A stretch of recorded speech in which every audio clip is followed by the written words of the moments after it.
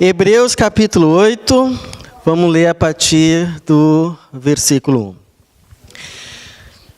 O ponto principal do que estamos dizendo é este: temos um sumo sacerdote que se assentou à direita do trono da majestade no céu, ministro do santuário e do verdadeiro tabernáculo que o Senhor ergueu, não o homem. Pois todo sumo sacerdote é constituído para apresentar ofertas e sacrifícios, por isso era necessário que este sumo sacerdote também tivesse alguma coisa a oferecer. Se ele estivesse na terra, nem seria sacerdote, uma vez que existem os que apresentam ofertas segundo a lei, os quais servem naquilo que é figura e sombra das coisas celestiais. Como Moisés foi avisado quando estava para construir o tabernáculo, porque lhe foi falado: vê, faze conforme o modelo que te foi mostrado no monte. Mas agora, tanto ele alcançou o ministério mais excelente, quanto é mediador de uma aliança melhor, firmada sobre melhores promessas. Pois se aquela primeira aliança não tivesse defeito, nunca se teria buscado lugar para a segunda. Porque ele diz, repreendendo-os: dias virão, diz o Senhor, em que estabelecerei com a casa de Israel e com a casa de Judá uma nova aliança. Não segundo a aliança que fiz com seus pais, no dia em que os tomei pela mão para tirá-los da terra do Egito, pois não permaneceram naquela minha aliança, e eu não atentei para eles, diz o Senhor. Esta é a aliança que farei com a casa de Israel, depois daqueles dias, diz o Senhor. Porei as minhas leis na sua mente e as escreverei em seu coração. Eu lhes serei Deus e eles me serão povo. Ninguém terá de ensinar ao próximo, nem ao seu irmão, dizendo: conhece ao Senhor, porque todos me conhecerão, desde o menor até o maior deles. Pois serei misericordioso para com as suas obras más, e não me lembrarei mais dos seus pecados. Ao dizer que esta aliança é nova, ele tornou antiquada a primeira. E o que se torna antiquado e envelhece está perto de desaparecer. Obrigado, Senhor, pela tua palavra, e peço que o Senhor a traduza pelo teu Espírito a nossa mente ao nosso coração. Em nome de Jesus. Amém. Quem aqui tem uma aliança no dedo? Quem não tem, mas ainda quer ter? Você sabe que uma aliança representa um compromisso entre duas pessoas num relacionamento, maior parte das vezes, de amor. A aliança representa que eu tenho algumas obrigações, mas também privilégios com a pessoa a qual eu me acordei agora em aliança. E você sabe que é possível, num relacionamento entre duas pessoas, ter sucessivamente algumas alianças firmadas. Por exemplo, num relacionamento homem e mulher, é possível ter uma aliança de noivado que antecede uma aliança de casamento. Inclusive, teve uma época de uma moda que antes da aliança de noivado tinha também a de compromisso. Não sei se aqui passou essa moda, mas eu tive uma aliança de compromisso com a Tatiana antes de ter uma aliança de noivado e antes de ter uma aliança de casamento. E em cada uma dessas alianças, principalmente entre a de noivado e a de casamento, eu tinha algumas obrigações e alguns privilégios em uma e não em outra. Por exemplo, na aliança de noivado, se eu quisesse vê-la antes de ir para o trabalho, eu tinha que acordar às 6 horas da manhã e pegar uma lotação. Até perto da casa dela. Isso que é amor, né? Hoje, na aliança que eu tenho de casamento, eu moro junto. Se eu acordar às 6 horas da manhã, ela olhar para mim e falar: por que você está acordando às 6 horas da manhã? Não, porque eu quero te ver. Não faz mais sentido isso. Fazia sentido na primeira aliança, mas não faz sentido agora. Se eu quisesse... Melhor, na primeira do noivado, eu não tinha o compromisso de sustentá-la. Mas, por outro lado, eu não tinha a possibilidade de intimidades que agora, na aliança de casado, tenho. Na primeira aliança, se eu quisesse, por exemplo, namorar depois do culto de domingo à noite, no inverno, tinha que ser do portão para fora no frio. Era assim, era a regra da casa. Hoje, na aliança de casamento, quando está frio, a gente namora dentro de casa com calefação. Então eu posso dizer para os irmãos que as duas alianças foram boas, mas a segunda é melhor. Bem melhor. Muito melhor. E é isso que o capítulo 8 e o capítulo 9 desse livro chamado Hebreus vai nos dizer, que Deus, no relacionamento com o seu povo, teve pelo menos duas alianças. Uma é aquela que chamamos de Antiga Aliança ou Antigo Testamento, e a outra é a Nova Aliança em Cristo Jesus, a qual chamamos Novo Testamento. As duas alianças foram boas. Nós não devemos jogar fora aquilo que nos foi ensinado na Antiga Aliança, porque é inspirado e nos ensina. Paulo vai dizer que tudo que foi escrito antes foi escrito para o nosso proveito. Mas, porém, a Bíblia também diz que agora estamos na aliança segunda, e que essa aliança foi o cumprimento daquela primeira, de tal forma que algumas coisas que pertenciam à primeira aliança não fazem mais sentido nessa segunda aliança a qual estamos. Então, por exemplo, faria sentido hoje nós marcarmos um dia para sacrificarmos um cordeiro e apresentarmos a Deus como sacrifício pelo nosso pecado? Inclusive, a Tati estava essa semana contando essa história para a Manuela, mostrando uma figurinha de cordeiro do Antigo Testamento. E quando ela foi entendendo a história, ela disse assim: não mata o cordeirinho. Então, não precisa mais matar cordeirinho. Porque o Cordeiro de Deus que tira o pecado do mundo já veio, já fez o sacrifício foi completo. Pode ser que em nossa vida cristã haja sacrifícios para continuar seguindo. Pode ser que haja sacrifícios para fazer a sua vontade e para cumprirmos o nosso ministério. Paulo mesmo diz que cumpria em seu corpo ainda as aflições de Cristo que faltavam pela igreja. Mas sacrifício para pagamento de pecado e para salvação não tem mais sentido. Cristo fez o sacrifício definitivo, completo e perfeito. O nosso pecado, como cantamos tanto aqui essa noite, foi deixado lá na cruz.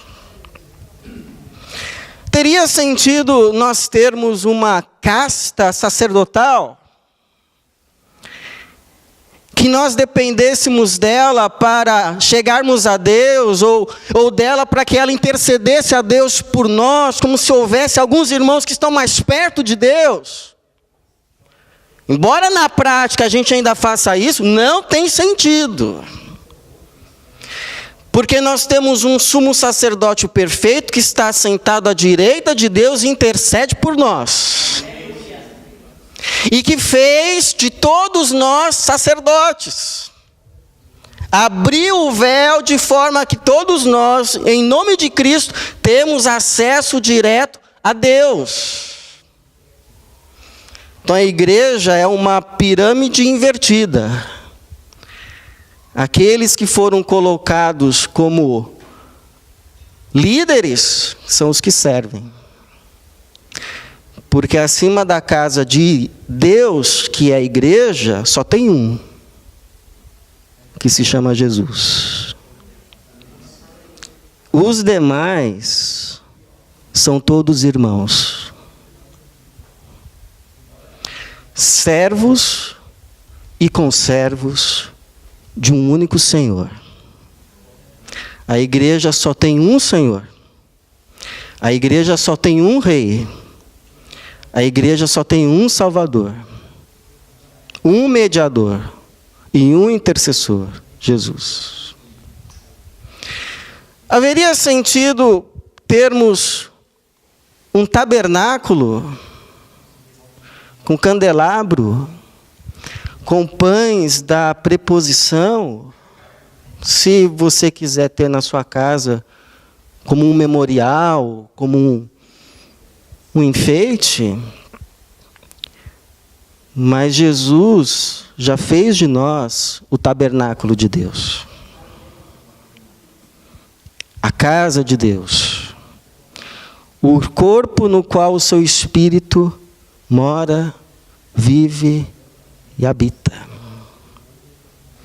Então a primeira aliança foi boa, a segunda é melhor. E quais são as implicações de viver agora nessa segunda aliança? Eu pensei pelo menos em duas baseadas nesse texto aqui.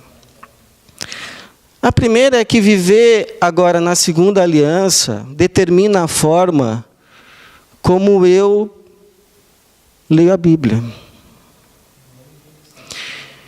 Porque teve uma vez que uma pessoa chegou para mim e disse que ia começar a ler a Bíblia. Um colega. E aí eu, sabendo que ele encararia essa tarefa só, e sem igreja, eu disse para ele, então comece pelo Novo Testamento. E ele disse, não, quero começar do início. Então tá bom. Passou um dia, 2, 3, ele chegou para mim e perguntou assim, se eu era circuncidado. E aí eu respondi para ele, não. Porque isso era algo pertencente à primeira aliança. Agora a circuncisão, o selo, a marca de que nós somos povo de Deus, não é um corte na carne, mas é o Espírito como selo sobre cada um daquele que crê. E esse Espírito escreve a lei de Deus, não mais agora em tábuas de pedra, mas no nosso coração. De modo que nós somos circuncidados, sim, mas espiritualmente no coração. Então é por isso que quando o versículo, por exemplo, 13, vai dizer que essa aliança é nova, a aliança em que estamos em Cristo, esse nova não é só no sentido de que ela é mais atual, mas de que ela é diferente e superior. A nossa maior pergunta como cristãos, embora valha muito a pergunta, o que a Bíblia diz? Mas acima dessa pergunta está o que Jesus diz. Porque no Sermão do Monte ele fala isso. Ele vai dizer assim: vocês ouviram o que foi dito. Não matarás. Eu, todavia, vos digo: qualquer que se encolerizar contra o seu irmão se tornará réu de juízo. Ouviste o que foi dito. Jurarás pelo nome do Senhor e cumprirás os seus votos.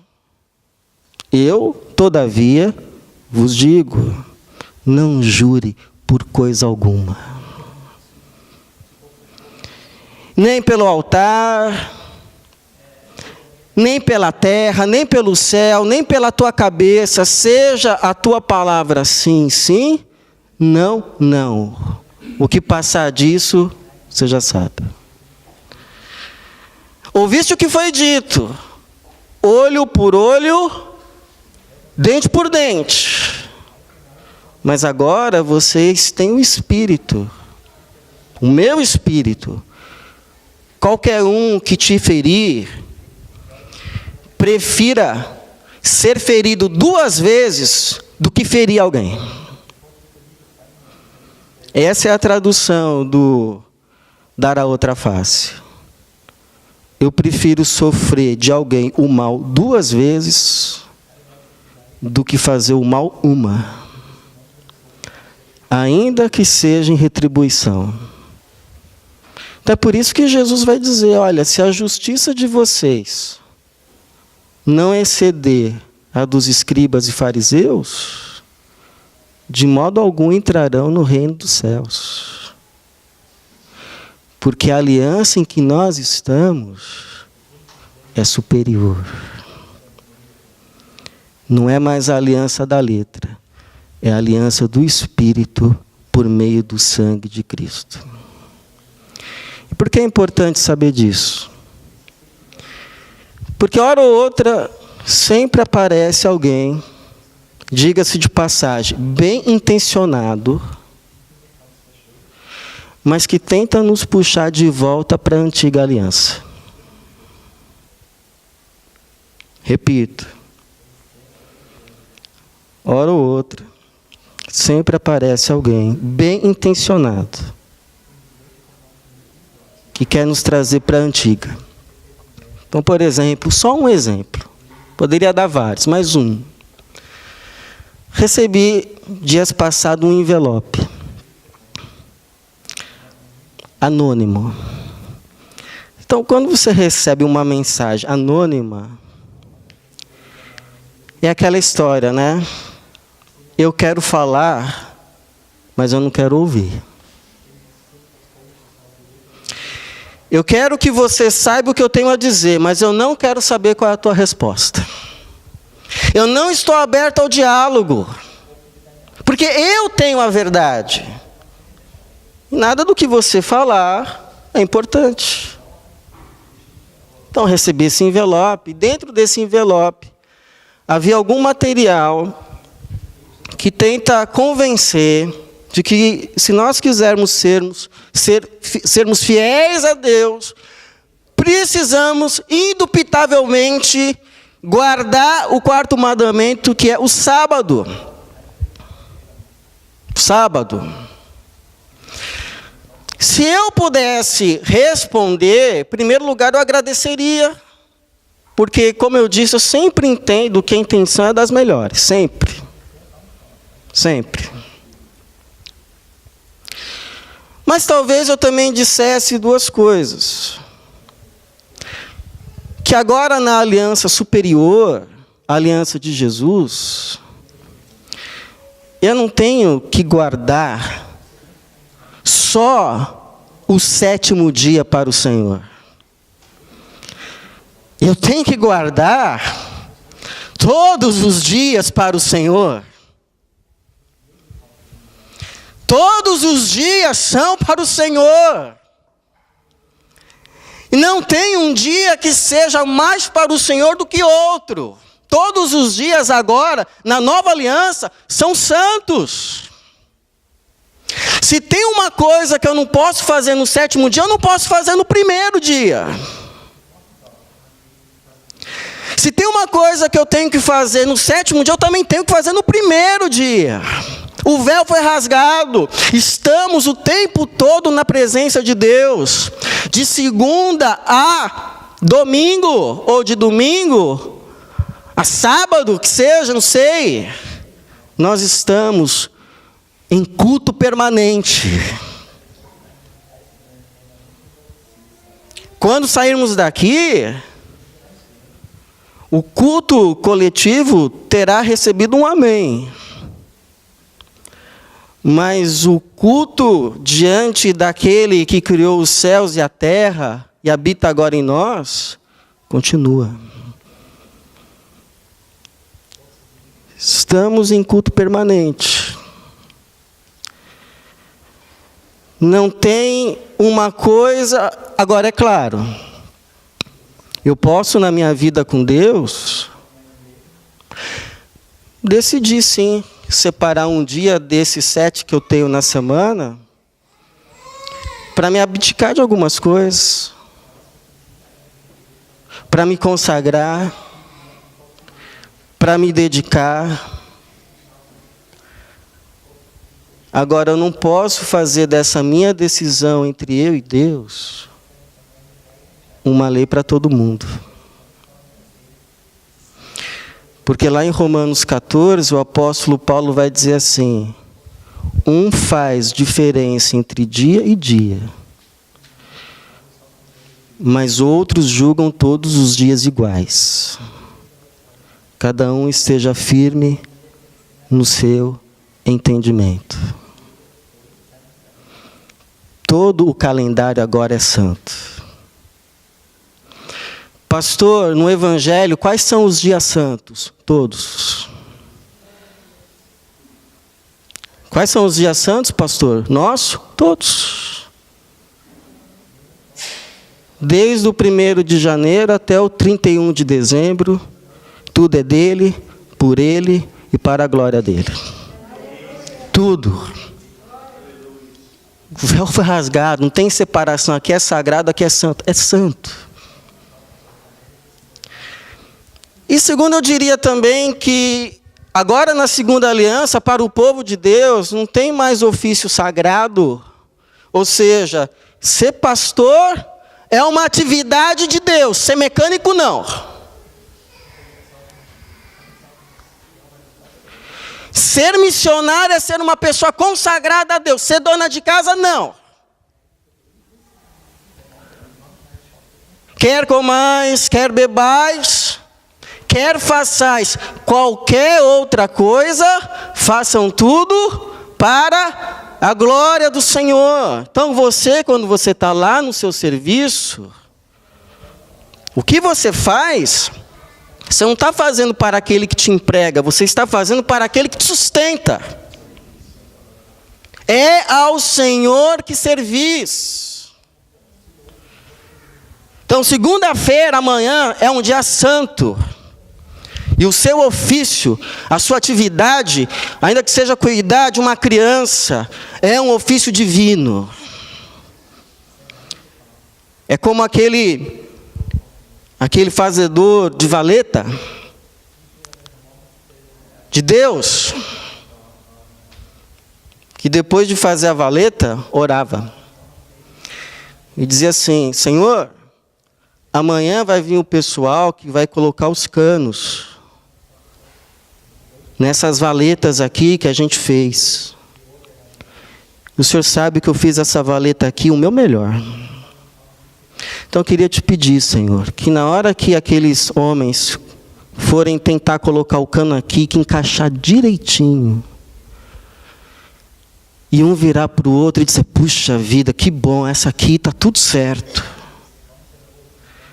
Que esse louvor seja recebido pelo Senhor.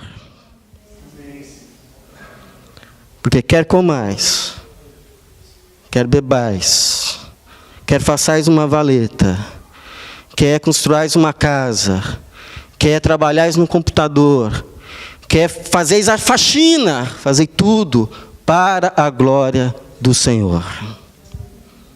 Tudo é santo.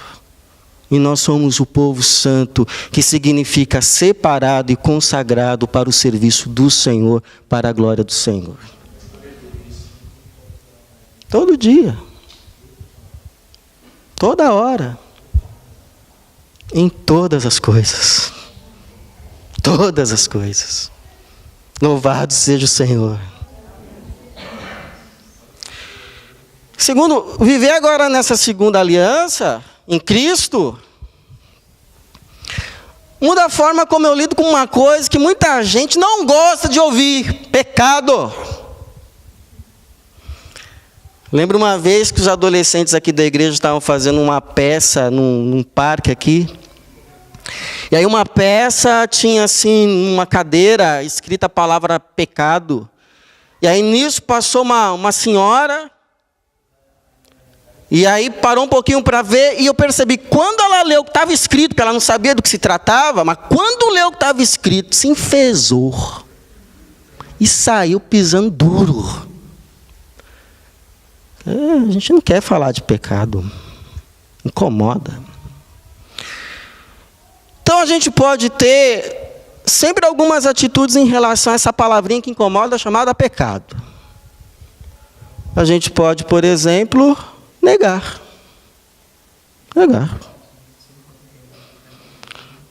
O que eu faço não é pecado. Não é. Ou o que eu não faço, não é pecado o fato de eu não fazer. Pode. Isso é uma opção. Negar. Nego. Uma outra opção é tentar compensar. Eu admito, mas eu digo assim, mas por outro lado eu faço também muita coisa boa. Deus tem que levar isso em conta. Ué, seja justo. Você quer justiça? Não fale de justiça com Deus, irmão. A justiça de Deus está lá em Cristo, na cruz, onde Ele pegou um e cada pecado meu e teu e castigou ali, nele mesmo. É ali que está a justiça. É ali. E eu posso me conscientizar. De tal forma, à medida que eu vou tendo encontros com a verdade, tendo encontros com Jesus, à medida que eu vou tendo encontros com a luz, à medida que eu vou enxergando com os olhos do Cristo, que vai se formando em minha mente de Jesus, eu vou me conscientizando de tal forma da realidade do pecado, que eu chego a uma conclusão que me coloca a um passo da salvação. Chego à conclusão assim: eu só posso ser salvo se acontecer uma coisa: Deus ter misericórdia de mim. Quando você chegou a essa conclusão, eu só serei salvo se acontecer uma coisa: Deus ter misericórdia de mim. Então você saiu da religião e veio para o Evangelho. Saiu do engano e veio para a verdade. Essa é a verdade. E louvado seja o Senhor, porque Ele é misericordioso e demonstra misericórdia. O Senhor é cheio de compaixão e misericórdia. Que as misericórdias do Senhor são a causa de não sermos consumidos. Por quê? Porque todos pecaram e destituídos estão da glória de Deus. Louvado seja o Senhor pela sua misericórdia, porque é por causa dela que somos salvos. Em Cristo Jesus. E é o que vai ser dito. Versículo de número 12. Pois serei misericordioso. Promessa. Serei misericordioso para com as suas obras más, e não me lembrarei mais dos seus pecados. Eu sei que aqui é um paralelismo, sei que na poesia hebraica isso aqui é comum, mas eu acho interessante como Deus se preocupa com cada mente, desde aquelas que não são detalhistas, quanto aquelas que as são. Porque quando você tem assim, um conhecimento muito fundamental apenas da Bíblia, você tem aquela ideia que todo pecado é igual. E em certo sentido porque todo pecado é desobediência a Deus. Mas quando você vai estudando, você vai ver que há distinções entre aquele pecado que você faz sem saber, aquele pecado que você sabe. E aqui o autor usa as duas palavras. Tanto a palavra para o pecado geral, quanto a palavra para alguns pecados específicos, que ele aqui traduz como obras más ou iniquidade. Em outras palavras, não importa qual tenha sido o tipo, o grau, o jeito do pecado, esse pecado é coberto pelo sangue de Jesus. E por que o Senhor diz que não vai mais se lembrar do meu e do teu pecado? Primeiro, porque Ele foi misericordioso. E segundo, porque essa misericórdia não foi só um sentimento. Ah, coitados. Mas foi uma misericórdia que fez Deus pagar o maior preço, o de enviar o seu Filho, sem pecado, para ser o sacrifício, pelo meu pecado e o teu pecado, de modo que o sangue de Jesus não só pagou, mas apagou da vista de Deus os nossos pecados. O sangue de Jesus pagou e apagou da vista de Deus os nossos pecados.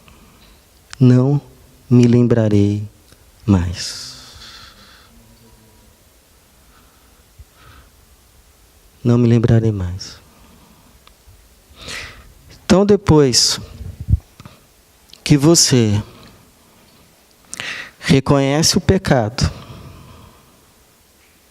confessa o pecado, pede perdão a Deus, firmado no sangue de Jesus pelo pecado, e abandona o pecado, só você e o diabo se lembram desse pecado, Deus mais não. Então, se já aconteceu isso, se você já se arrependeu, já confessou, abandonou, clamou o sangue de Jesus, e a tua consciência ainda te perturba, quero te dizer o que foi dito no final do culto passado. Se esse pecado foi antes de conhecer Jesus, lembra o que ele disse: nem eu te condeno. Vai e não peques mais. Foi depois: filhinhos, estas coisas vos escrevo para que não pequeis. Por quê? Porque assim como sair na chuva você se molha, e mexer com fogo você se queima, Se você demandar para o pecado, vai vir tanta consequência ruim. Essas coisas vos escrevo para que não pequeis. Todavia, se alguém pecar, temos um advogado junto ao Pai, Jesus Cristo justo, que é a propiciação pelos nossos pecados e do mundo todo.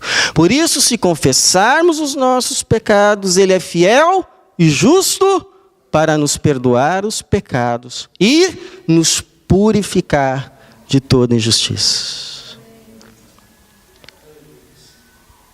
E aí depois que você então é purificado pelo sangue de Jesus, lembra o que Jesus disse para o paralítico que ele curou?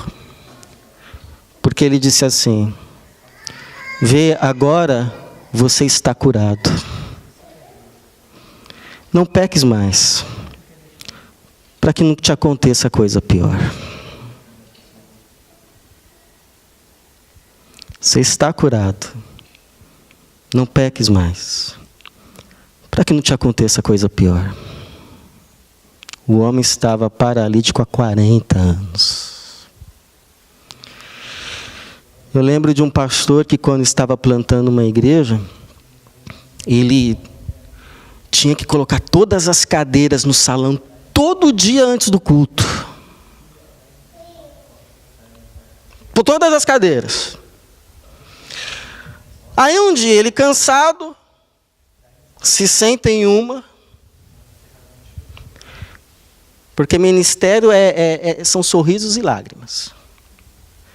Então ele se sentou um dia em uma e se perguntou assim: por que eu faço isso? E aí daqui a pouco ele se responde: porque eu amo Jesus. E aí se levantou e foi terminar de colocar as cadeiras. Então, porque Jesus pagou tudo lá naquela cruz, Deus não deve nada para você. E você não deve nada para Deus. Por isso, tudo que Deus fizer por você, a partir de então, é pela graça. É por amor. E tudo que você fizer para Deus é por amor e gratidão. Por isso que o salmista vai dizer assim, ele não diz: o que darei ao Senhor pelos benefícios que preciso, mas ele diz: o que darei ao Senhor pelos benefícios que Ele me tem feito. Então esse é o espírito da graça, da nova aliança, o espírito de Jesus. Tudo que Deus fizer por mim, qual será o motivo? Sua graça. Só esse. Sua graça. E tudo que eu fizer para Deus,